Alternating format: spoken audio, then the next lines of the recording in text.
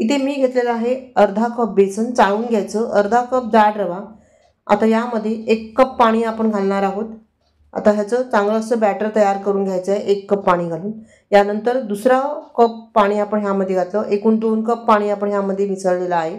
चवीनुसार मीठ घातलं, थोडासा ओवा घातलेला आहे ह्यामध्ये, थोडंसं हिंग घातलेलं आहे, अर्धा चमचा इथे गरम मसाला घातलेला आहे, कच्चा एक मोठा बटाटा बारीक किसणीने किसून घेतलेला आहे, त्यानंतर कोबी बारीक चिरून घेतलेला आहे, गाजर बारीक चिरून घेतलेला आहे, बारीक चिरलेली कोथिंबीर, किसलेलं आलं आणि बारीक चिरलेली मिरची असं ह्यामध्ये घातलेलं आहे.